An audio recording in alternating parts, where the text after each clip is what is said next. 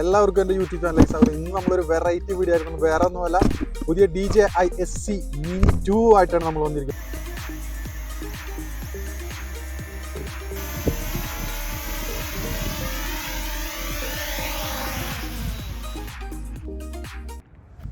അപ്പോൾ നമ്മൾ ഡ്രോണിനെ പറ്റി പറയുകയാണെന്നുണ്ടെങ്കിൽ ഒരു ബിഗിനേഴ്സ് ലെവലിൽ ആർക്കും ട്രൈ ചെയ്യാൻ പറ്റിയ ഒരു ഡ്രോണാണ് എന്നാണ് ഇവർ പറയുന്നത്. അതുകൊണ്ട് തന്നെയാണ് ഞാനിത് ട്രൈ ചെയ്യാമെന്ന് വിചാരിച്ചത്.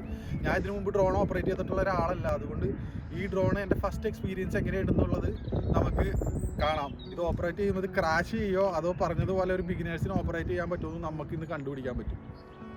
അപ്പോൾ ഗൈസ്, നമ്മുടെ കൺട്രോളർ എന്ന് പറയുന്നത് ഇതാണ്. അപ്പോൾ ഇതിൽ നമുക്ക് ഒരു എക്സ്റ്റെൻഡർ വന്നിട്ടുണ്ട് മൊബൈൽ ഫോൺ ഹോൾഡ് ചെയ്യാനായിട്ട്. ഇതിന് ഐഫോണിൻ്റെ കേബിളും ഉണ്ട്, പിന്നെ നമുക്ക് C-ടൈപ്പ് കേബിളും ഇതിൻ്റെ കൂടെ അവൈലബിൾ ആണ്, നമുക്ക് വെക്കാവുന്നതാണ്. പിന്നെ ഇതിൻ്റെ സൈഡിൽ നോക്കുകയാണെന്നുണ്ടെങ്കിൽ മറ്റേ ജോയ്സ്റ്റിക്സിൻ്റെ കൺട്രോളർ നമുക്ക് കാണാം. ഇത് നമുക്ക് ഇവിടെ സ്ക്രൂ ചെയ്ത് വെക്കണം. ഇതിൽ ഓട്ടോ ലോഞ്ച് ബട്ടൺ ഉണ്ട്, അത് നമുക്ക് വെക്കാം. അപ്പോൾ ഇത് ഓട്ടോ ലോഞ്ചായി എങ്ങനെ വേണമെന്ന് നോക്കാം.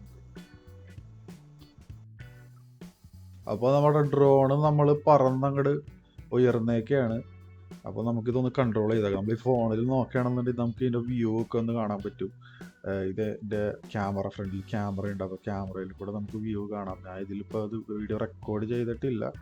ഇതിൻ്റെ നമുക്ക് അടുത്ത വീഡിയോയിൽ ഇതിൻ്റെ ഡീറ്റെയിൽഡ് ആയിട്ടുള്ള നമ്മുടെ വ്യൂസും കാര്യങ്ങളൊക്കെ നമ്മൾ ചെയ്യണമായിരിക്കും. അപ്പോൾ എല്ലാവരും സബ്സ്ക്രൈബ് ചെയ്യുക. പിന്നെ നമ്മുടെ ഡ്രോൺ ഇതിപ്പോൾ മൂവ് ചെയ്തിരിക്കുകയാണ്. അപ്പോൾ നമുക്ക് ഇതിൻ്റെ കൺട്രോൾ എന്ന് പറയണത് ഇതിന് മാക്സിമം 120 മീറ്റേഴ്സ് ഹൈറ്റാണ് ഇത് പോവുക. ഇപ്പോൾ ഏകദേശം ഒരു 10-20 മീറ്റർ പോയിട്ടുള്ളത്. നമ്മൾ ഇതിന് മുകളിലോട്ട് കൊണ്ടുപോയിട്ടില്ല. കാരണം വെതർ കാര്യം നല്ലൊരു വെതറല്ല ഇന്ന്, നല്ല കാറ്റുണ്ട്. അതുകൊണ്ട് തന്നെ നമ്മൾ ഇത് കെയറായിട്ട് ഓപ്പറേറ്റ് ചെയ്യേണ്ടി വരും. നമ്മൾ സ്ക്രീനിൽ വെക്കുമ്പോൾ നമുക്ക് വ്യൂ ഏകദേശം ഒന്ന് കാണാം. ഇതുപോലെ നല്ല നൈസ് വ്യൂസാണ് കാണാൻ പറ്റണത് നമ്മുടെ ഫോണിൽ.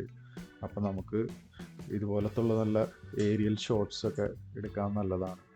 പിന്നെ കുറച്ചും കൂടി എക്സ്പെർട്ടൈസ് ഉണ്ടെന്നുണ്ടെങ്കിൽ നമുക്ക് അഡ്വാൻസ്ഡ് ആയിട്ടുള്ള വ്യൂസും വീഡിയോസൊക്കെ കിട്ടാവുന്നതാണ്. അപ്പോൾ ഇതിൻ്റെ ജോയ്സ്റ്റിക്കിനെ പറ്റി പറയുകയാണെന്നുണ്ടെങ്കിൽ വളരെ എളുപ്പത്തിൽ കൺട്രോൾ ചെയ്യാൻ പറ്റും. അവിടെ ഭയങ്കര എക്സ്പെർട്ട് നോളജൊന്നും ആവശ്യമില്ല.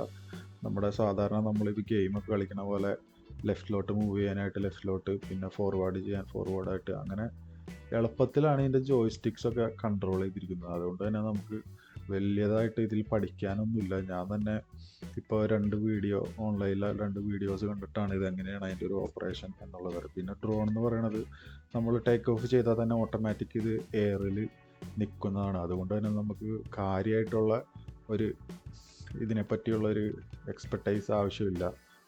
അത്യാവശ്യം ലാൻഡിങ്ങും ഓട്ടോമാറ്റിക്കാണ്, ഓട്ടോ ലാൻഡിങ് ഉണ്ട്. അതുകൊണ്ട് തന്നെ പിന്നെ ലാൻഡ് ചെയ്യാനായിട്ടുള്ള പേടിയും വേണ്ട.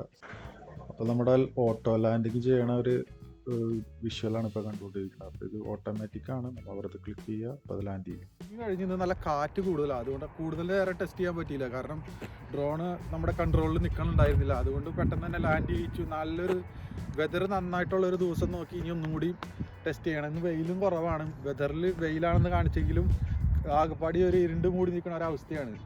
എന്നാലും നമുക്ക് വിചാരിച്ച പോലെ ഒന്ന് ടെസ്റ്റ് ചെയ്തെടുക്കാൻ പറ്റി. അതുകൊണ്ട് ഇനി അടുത്തതിൽ നമ്മൾ ഡ്രോണിൻ്റെ ഷോർട്സും വ്യൂസും ഒക്കെ അപ്ലോഡ് ചെയ്യുന്നതായിരിക്കും. അപ്പോൾ അടുത്ത വീഡിയോയിൽ കാണുന്നവരെ ബൈ.